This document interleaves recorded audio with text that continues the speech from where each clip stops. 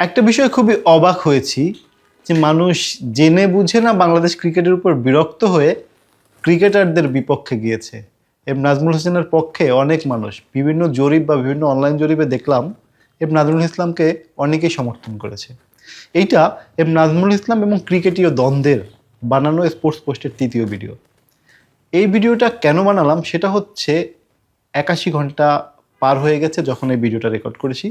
তখন পর্যন্ত বিসিবির শোকসের কোনো জবাব দেয়নি নাজমুল ইসলাম, যদিও ৪৮ ঘন্টার আলটিমেটাম ছিল এই শোকস নোটিশে। কিন্তু তাতে কি হলো, মানে তাতে কি পরিবর্তন হলো? নাজমুল ইসলাম এই কথা, মানে তার বক্তব্যটা যে ভুল ছিল বা তার বক্তব্যটা যে পরিশোধিত না, বা তার বক্তব্যটা যে যৌক্তিক জায়গায় একটা ডিফারেন্সিয়েশন সৃষ্টি করছে, বোর্ড এবং ক্রিকেটারদের মুখোমুখি সম্পর্ক তৈরি করেছে, সেই জায়গায় সে ভুল স্বীকার করতে রাজি না। কিন্তু আমার কোশ্চেনটা হচ্ছে, এই জায়গাটা কি আসলে যুক্তি দিয়ে ভেবে দেখেছি, বা ক্রিকেটটা আসলে কোন জায়গায় যাচ্ছে? একজন বোর্ড পরিচালক একজন প্রাক্তন ক্রিকেটারদের বোর্ড সভাপতি বানিয়ে তার আশেপাশে ডিরেক্টররা যে ধরনের কার্যকলাপ বা যে ধরনের ক্রিকেটীয় সত্তার জায়গাকে আপনি প্রশ্নবিদ্ধ করছেন, সেটা আসলে নট লাইক দ্যাট ক্রিকেটের জন্য মঙ্গলকর কিছু। কোশ্চেনটা হচ্ছে, আপনি সব কিছুই জেনে বুঝে যখন মিডিয়ার সামনে এসে অধ্যত্বপূর্ণ মন্তব্য করেন, সেটার প্রতিবাদ করে ক্রিকেটাররা, এটা ক্রিকেটের কোনো সৌন্দর্য বৃদ্ধি করে না। BPL, IPL, franchise cricket league যদি সমকক্ষ ধরি, তাহলে প্রাকৃতিক বিপর্যয় ছাড়া কখনো ক্রিকেট মাঠে বন্ধ হয় বলে আমার জানা ছিল না। কিন্তু এই ধরনের ইন্টারন্যাশনাল প্লেয়ারদের ডেকে এনে তারপর রিশিডিউল করে একটা ম্যাচ বয়কট হয়, এইটা সত্যি হতাশাজনক ছিল, যার প্রেক্ষিতে আমরা পরপর ২টি ভিডিওতে কথা বলেছি। আজকের বললাম এই কারণে যে একজন বোর্ড ডিরেক্টর, আপনি সম্মানী মানুষ এবং আপনার জায়গায় আপনার যুক্তি থাকতে পারে, কিন্তু সেই যুক্তিটা ইন হাউস হওয়াটা জরুরি ছিল। কারণ ইন হাউস হলে অ্যাটলিস্ট ক্রিকেটাররা অসম্মানিত হতো না। যারা দর্শক আছে তাদের অনেকের কাছে এই ক্রিকেটাররা শুধু তারকাই না, তাদের আইডলের সমান।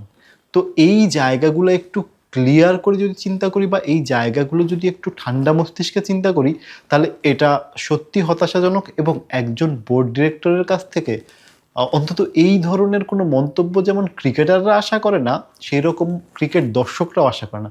কিন্তু পক্ষান্তরে যে জরিপগুলোর কথা এই ভিডিওর শুরুতে বললাম, সেটা হচ্ছে বাংলাদেশ ক্রিকেট এই মুহূর্তে ইনফর্ম নেই। বাংলাদেশ ক্রিকেট এখন আইডল শূন্য অবস্থায়। এটা আমি আগেই বলেছিলাম। কারণ হচ্ছে বাংলাদেশ ক্রিকেট দলে এই মুহূর্তে কোনো সুপারস্টার নেই যারা বিশ্বকে রিপ্রেজেন্ট করে। রিসেন্ট টাইম আইসিসি থেকে প্রকাশিত টপ 10 যে লিস্টগুলো থাকে, তার মধ্যে বাংলাদেশের লাল সবুজ রিপ্রেজেন্ট করা একটা পতাকায় শুধু দেখেছি, মোস্তাফিজুর রহমান। সে হচ্ছে বোলিং র্যাঙ্কিংয়ে ৮ নম্বরে রয়েছে, এবং এর বাইরে খুব একটা বাংলাদেশকে রিপ্রেজেন্ট করার মতো কাউকেই পায়নি। তার মানে এই মুহূর্তে যে সুপারস্টার সংকট বা মানুষের যে ক্রিকেটের প্রতি একটা ক্ষোভ তৈরি হয়েছে, সেটা ওই নাজমুল ইসলামের কথাগুলো মনে হয় দর্শক তাদের নিজেদের রিয়েলাই করে। কিন্তু একজন সাধারণ দর্শক অনেক মন্তব্য করতে পারে, কারণ তার ক্রিকেটের প্রতি পারসেপশন আছে। তার এই উৎফুল্ল আবেগের জায়গায় এই আবেগের এইটাই হচ্ছে ক্রিকেটের মার্কেটিং করে এবং ক্রিকেটকে এত সমৃদ্ধ করে।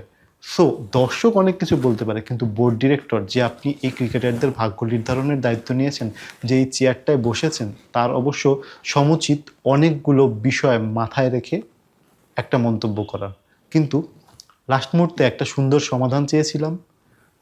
হয়তোবা এটা চিঠি চালাচালি বা ইমেলের মাধ্যমে বা শোকেস নোটিশ এই পর্যন্তই শেষ হতে পারত।